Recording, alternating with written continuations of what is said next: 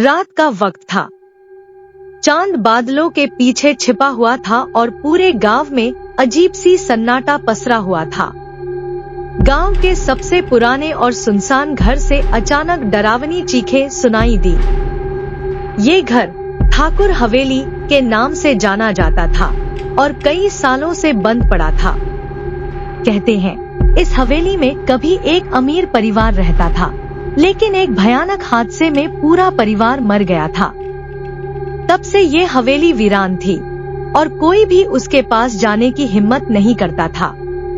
रवि, जो शहर से हाल ही में गांव लौटा था, उस हवेली की ओर खींचता चला गया।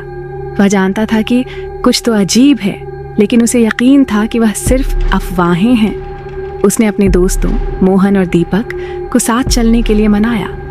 तीनों दोस्त हवेली के पास पहुंचे और अंदर जाने का फैसला किया। हवेली के दरवाजे पर जंग लगी कुंडी खटखटाते ही दरवाजा अपने आप खुल गया, जैसे उनका इंतजार कर रहा हो। अंदर घुसते ही उन्हें ठंडी हवा का झोंका महसूस हुआ। दीवारों पर पुरानी तस्वीरें थीं जिन पर धूल की मोटी परत छड़ी हुई थी। फर्श पर बिखरी हुई चीजों और टूटी फूटी कुर्सियों से साफ पता चलता था कि यहाँ कई सालों से कोई नहीं आया था। तभी अचानक एक जोर की आवाज आई, जैसे कोई फर्श पर कुछ खींच रहा हो। तीनों दोस्तों के दिल की धड़कनें तेज हो गईं। रवि ने आवाज की दिशा में चलते हुए कहा, देखते हैं कौन है।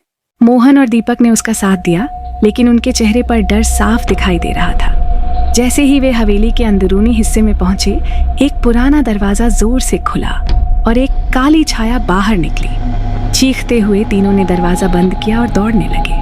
बाहर आते ही दरवाजा फिर अपने आप बंद हो गया, जैसे कुछ या कोई उन्हें बाहर निकालना नहीं चाहता था। रवि ने अपने दोस्तों की ओर देखा और कहा, यहाँ कुछ तो बहुत गलत है।